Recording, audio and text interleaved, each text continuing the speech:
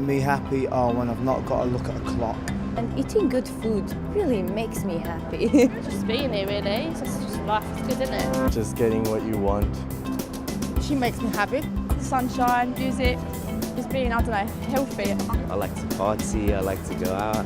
Hanging out with friends, going dancing. I guess money also makes you happy. Something where you're not relying on money. My cat. My nephew. My wife makes me really happy. And drinking. A lying. So being comfortable. Sleeping, really. And movies as well. Watching Liverpool beat Man United away. Just be drunk. I don't actually know what makes me happy. More to life. More to life. I'd like to think there's more to life than this. I often wonder if there is. I don't think there's more to life. I'd like to think there is, though. I don't know really. Don't know everything that goes on in life, do you? So, Yes, I do think there's more to life than this. I don't know, really. Well, welcome to Alpha, and congratulations on getting here, because I think it's one of the hardest things, and certainly something that I don't think I would ever have done. For much of my life, I was not a Christian. I wasn't brought up. I was a Christian. My father was a secular Jew, and my mother was not a churchgoer, and really, I didn't like this kind of thing at all. Occasionally, I was dragged along to a talk like this. I remember the first time I was dragged along to a talk like this, I was determined not to listen to one word the guy said. And I remember there was a clock behind him, and I decided I was just going to watch the hands on the clock go around, because I thought that would be more interesting than listening to what he was going to say. I had no interest in Christianity or church. All my associations with church were negative. I thought of it as boring, dreary, made me feel slightly guilty. I didn't know quite why I felt guilty about it. And I just thought, God, Jesus, all that stuff is just not true. My father was an agnostic, but I became an atheist as a teenager. I don't know why, I sort of decided that I was a determinist. And I described myself very pretentiously as a logical determinist. And I argued against the existence of God. I wrote an essay at school disproving the existence of God, so I thought. And I would actually quite enjoy just arguing with Christians and trying to prove that there is no God. I thought, this stuff's just not relevant to my life. I was having a great time. I was enjoying my life, friends, parties, just having a good time. And I couldn't see what some guy who'd lived 2,000 years ago, 2,000 miles away, what relevance that could have to my life. And yet, I think deep down now, looking back, I would say that something was missing. I didn't go around at the time saying something's missing. But why I say that is because I wasn't really living the moment. I wasn't living the day. I was always looking forward to something else. When I get this, then I'll be happy. Maybe this is the answer. I even remember as a teenager at school thinking, when I'm a prefect, that would be great. And I became a prefect, a very lowly prefect. And for 3 weeks, it was great being able to boss people around. But after about 3 weeks, I started thinking, it's got to be more to life than this. I thought, well, maybe when I leave school, that will be the answer. When you left school, 3 weeks, that was great, freedom. After about 3 weeks, I thought, it's got to be more to life than this. I thought, maybe if I get a girlfriend, somehow or other I managed to get a girlfriend. And after about 3 weeks, it's got to be more to life. And I think it's easy to go through life. You get to the next stage, you get to whatever it is, and then you think, is this it? There's got to be more to life than this. Bernard Levin, that's one of the great columnists of the last century, writing a long time ago, but he wrote this. He said, he wasn't a Christian, and he would often say, one time he wrote, for the 14,000th time, I'm not a Christian. But this is what he wrote. He said, countries like ours are full of people who have all the material comforts they desire, together with such non-material blessings as a happy family, and yet lead lives of desperation, understanding nothing but the fact that there is a hole inside of them. And however much food and drink they pour into it, however many motor cars and television sets they stuff it with, however many well-balanced children and loyal friends they parade around the edges of it, it aches. Russell Brand said this. He said, drugs and alcohol are not my problem. Reality is my problem. Drugs and alcohol are my solution to fill up a hole inside of me. And I think looking back, that's what I was experiencing. There was a kind of like a hole, sort of like a hunger, maybe a spiritual hunger. And Jesus said, I'm the bread of life. He said, I'm the one who can satisfy this spiritual hunger that really nothing else satisfies. A Japanese woman described it like this. She said, in Japan, it's like we have two stomachs. We have one stomach for ordinary food, for meat and potatoes and that kind of thing. And that's like, I guess, the equivalent of the kind of things Bernard Levin was talking about. Good things, maybe, possessions and relationships and all that kind of things. That fills up one stomach. But she said, it's like I've got another stomach. And she described this as the rice stomach. She says, unless we eat rice, we don't feel satisfied. And I guess if Jesus had been speaking to her, he'd have said, I'm the rice of life. I'm the one who can satisfy this other stomach, this kind of spiritual hunger. Now, why is that? Well, Jesus said this. Jesus said, I'm the way, and I'm the truth, and I'm the life. I'm the way. We had some friends who, when their children were younger, they had a Swedish au pair girl. And this Swedish au pair girl hadn't quite mastered all the English idioms. And one time the children were having a big row in an upstairs bedroom. She ran upstairs, and what she meant to say is, what are you doing? What on earth are you doing? But what she actually said is, what are you doing on earth? Now, that's a great question to ask. What are you doing on earth? In other words, where have I come from? Where am I heading? Who am I? What's the point of my life? Is there any real meaning and purpose to life? These are what you might call like the first order questions of life. And a lot of people spend a lot of their life trying to find some kind of ultimate meaning or purpose in life. I think of the great Russian novelist Leo Tolstoy, who wrote War and Peace, Anna Karenina. He also wrote another book called A Confession, in which he told his life story. And he described how, as a child, he rejected Christianity. And he started to search for meaning and purpose in his life. And at first he thought, life's just about having a good time. Just make the most of life. Have fun. And he entered the social whirl of Moscow and St. Petersburg. He drank heavily. He was promiscuous. He led basically a wild life. And he found that kind of left him feeling a bit empty. He thought, well, maybe money is the answer. He'd inherited a lot of money, and he started to make a lot of money out of his books as well. And he found money's kind of like seawater. The more you drink of it, the more thirsty you are. That didn't satisfy. And he thought, well, maybe like fame, importance, success. If I could be really successful. And he wrote what the Encyclopedia Britannica describes as one of the 2 or 3 greatest novels in the whole of world literature. It still didn't satisfy him. I was interested in something that the actor Jim Carrey said this. He said, I think everyone should get rich and famous and do everything they ever dreamed of so they can see it's not the answer. And Tolstoy saw that that wasn't the answer. Well, he thought, well, maybe it's all about kind of relationships, marriage, family life. He married in 1862 and had a very happy family and 13 children, which he said distracted him from his search for the overall meaning of life. He was surrounded by what looked like, everyone looking at him, Tolstoy would say, wow, you've got everything, you've got complete happiness. And he said, yet one question drove him to the verge of suicide.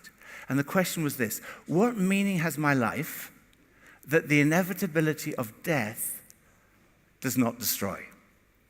And he started to think, well, the philosophers must have an answer to this. The scientists must have an answer. So he started to search in every field of science and philosophy to an answer to the question, why do I live? And the only answer he came up with was this: in the infinity of space and the infinity of time, infinitely small particles mutate with infinite complexity. He didn't find that very satisfying. And then he looked around at his friends, his contemporaries, and they weren't really even facing up to the question. And eventually he found, in the very poor people of Russia, he found that they had found the answer in their faith in Jesus Christ. 100 years later, nothing's changed. Freddie Mercury, the lead singer in the rock group Queen, had amassed a huge fortune, attracted thousands of fans, but he admitted in an interview shortly before his death that he was desperately lonely. This is what he said. He said, "You can have everything in the world and still be the loneliest man. Success has brought me world idolization and millions of pounds, but it's prevented me from having the one thing we all need: a loving, ongoing relationship." And ultimately, there is only one relationship that is totally loving and goes on forever. And that is a relationship with God.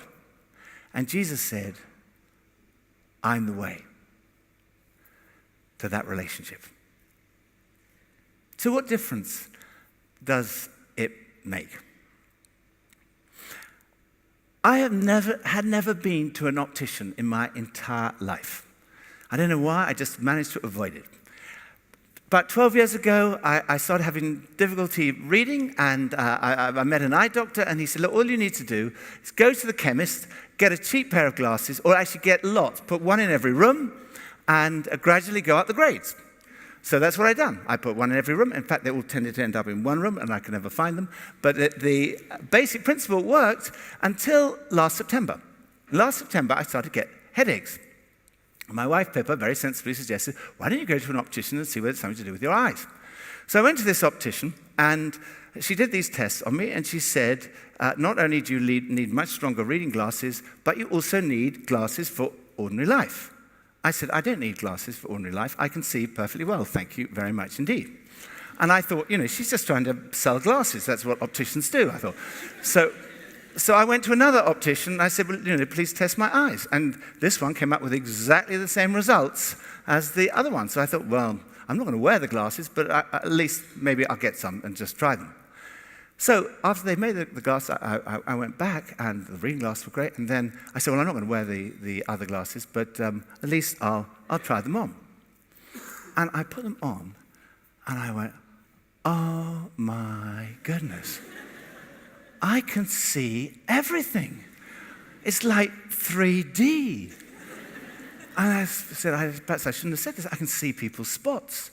And this little gathering happened in the optician. I think they were pleased for the satisfied customer, but also quite amused. And they gathered around, sort of watching me. And I just could not believe it. I went out. I got on my bike. I could see the details and the trees and the flowers.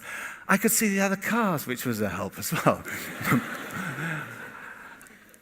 Now, I could see before, but I could really see with ease.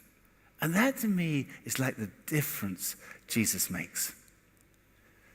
C.S. Lewis said, I believe in Christianity in the same way that I believe that the sun has risen. Not only because I can see the sun, but by the sun, I see everything else. And to me, it's like Jesus is the lens through which we see God. He's the way to God. And also, he's the lens by which we see the world in a totally different dimension and clarity. Jesus said, I'm the way. And he said, I am the truth. You could say, well, that's great. So nice for you. You found in this relationship with Jesus, you find meaning and purpose in your life. That's great for you, but it's not for me. Logically, that can't be the case. Because if it's true for everyone. And if it's not true, it's not great for me. So it really matters whether it's true. C.S. Lewis put it like this. He said, Christianity is a statement which, if it's false, is of no importance. And if it's true, it's of infinite importance. The one thing it can't be is moderately important. So that's the question, is it true? We'll look at that in a lot more detail next week. But for me, it was through, I was all my family are lawyers, and I wanted to look at the original documents. I wanted to look at the sources. And for me, it was through reading those documents, which we find in the New Testament, that I came to the conclusion, it's true. And it has astonished me how much evidence there is for the life, death, and resurrection of Jesus. Of course, there are many highly intelligent people who are atheists. But equally, there are many highly intelligent people who've looked at the evidence, who've come to the conclusion that it's true. Historians. One former professor of modern history at Oxford University described the resurrection as the best attested fact in history. I hadn't really realized how many of the pioneers of modern science were believers. Descartes, Newton, Kepler, Galileo, Copernicus, Faraday, Boyle, Mendel, Kelvin, Pasteur, Lister, Maxwell, Simpson. Or take one of the greatest scientists of our time, Francis Collins, who was director of the historic Human Genome Project, one of the most respected genetic biologists in the world. He talks about how he investigated the evidence. And he was amazed, he said, at the historical evidence for Jesus Christ. And he describes going out one day and looking at the beauty of creation. And then he knelt in the dewy grass and he gave his life to Jesus Christ. Or take lawyers. I practiced as a barrister, and one of the people I most admired, in fact, arguably the greatest lawyer of the last 100 years, was a man familiar to many of you, Lord Denning, towered over the legal profession, this brilliant mind. Also very well known for his Christian faith. He'd used these powers of analysis to look at the evidence and come to the conclusion it's true. His Bible was the most tattered book in his library. He was so interested in the evidence for Jesus. Now, when Jesus said, I am the truth, the Hebrew understanding of truth was really not just intellectual truth, head knowledge, but heart knowledge. In other words, truth as experienced. What's the difference between intellectual and heart knowledge? Forgive me using this analogy, but I've been married to my wife, Pippa, for 37 years. But supposing before we were married, before I'd even met her, I went into a bookshop, and there was a book in there with the title, Pippa, The Amazing Woman. And I picked that up and I thought, oh, that looks really interesting. Chapter 1, her extraordinary intelligence. Chapter 2, her sparkling personality. Chapter 3, her potential to be a long-suffering wife. Chapter 4, her cordon bleu cooking skills. Chapter 5, her sporting ability. Quite a short chapter. But not as short as if it was about my sporting ability, I hasten to add. If I read that book and said, wow, she sounds an amazing woman, that's head knowledge. Now I can tell you she's an amazing woman. That's experience. And when Jesus said, I am the truth, he was talking about an experience of truth, that we could have a relationship with him, an experience that Jesus Not just that there's evidence for the resurrection, but we can actually experience a relationship with the risen Jesus Christ. Jesus said, I'm the way, and I'm the truth. And then he said, and I am the life. He said, I've come that you can have life and life in all its fullness.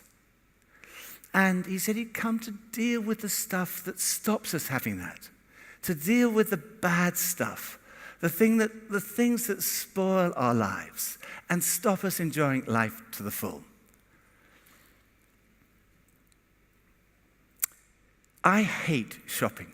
I just loathe it. I'm sort of allergic to shopping. I don't think I'm the only person, because I came across this article in the Evening Standard, which was entitled, Official, Men Find Shopping Stressful. Please don't misunderstand me. I don't want to suggest any gender stereotypes, but I just want to read you this is not my words, this is what the article said. It said, male stress levels soar when they're faced with the dilemma of choosing gifts and coping with crowded shops. The research was conducted by psychologist Dr. David Lewis, who monitored blood pressure and heartbeat before, during, and after the shopping trip. The peak stress levels were equivalent to emergency situations experienced by fighter pilots or policemen going into dangerous situations. Even the thought of going shopping was enough to send stress levels soaring, with more than 70% of men recording above average readings before leaving home. Now that is what I feel about shopping. I find shopping immensely stressful, and I try to avoid ever going shopping. But a few weeks ago, in the Christmas sales, Pepper persuaded me to go shopping. And we went in, and she very kindly bought, I got a new sweater. This is a new sweater. It doesn't look new because it's like all the other ones, but it is actually a new sweater. So she bought me a new sweater, and then we went into another ghastly shop to get her, it's called Zara. So, not that there's anything, if you work for Zara, it's a great shop, great place to work, great place to shop. Anyway, it's only ghastly because they're so big, and it was so crowded. All the shops were so crowded, but this one was particularly crowded. We went in there and we looked around and you couldn't really see anything because there were so many people, so we decided to go without getting anything. As we were going out the door, the security alarm went off. And these security guys just moved in really quickly, and they stopped everyone who was leaving. And what they did was, because there were loads of people coming in on that side, and there were loads of people trying to leave on that side. And we were in the middle, and we were part of the group that they stopped. They stopped 6 people. And they isolated the 6 of us and put us in a little ring. And this crowd here were watching, and this crowd here were watching. And then each of the 6 had to go through the security one at a time. First one went through, fine. Second one went through, fine. Third one, fourth one, all fine. Then it was Pippa's turn to go through. She went through, fine. That left me. Then I went through security, and off went the alarms. And I thought, oh my God, I felt so guilty. What had I done? I must have accidentally picked up something in the shop. I was going to be caught shoplifting. I was going to be arrested. I was going to be prosecuted for theft. I was probably going to end up in prison. I just felt so guilty.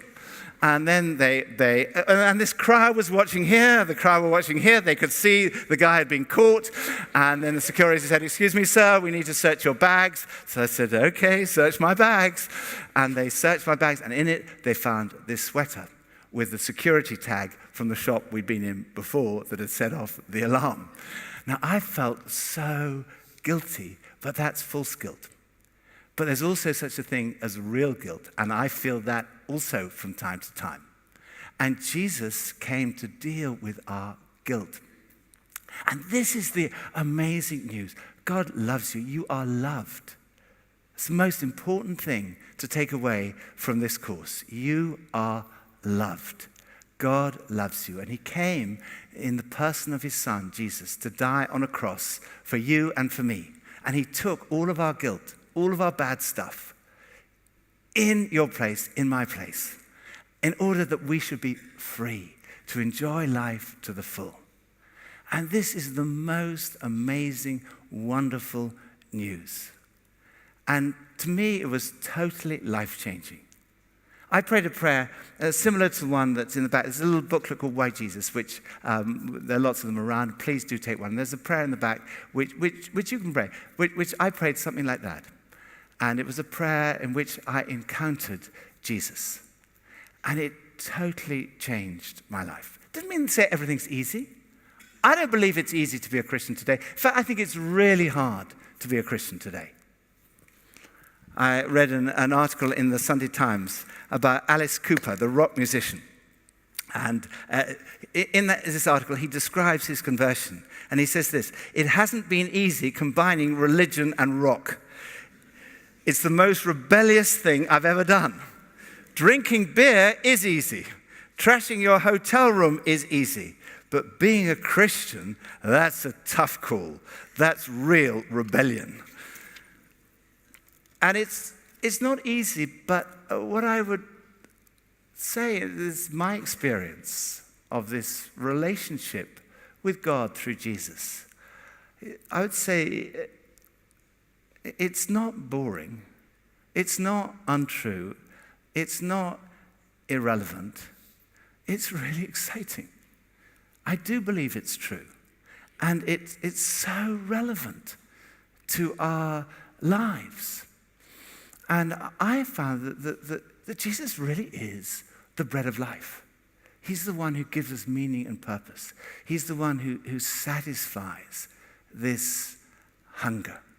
There's so much to explore during this course. I want to encourage you to discuss, to explore together. This is a really exciting thing to do. But what I've found is that Jesus really is the way, the truth, and the life.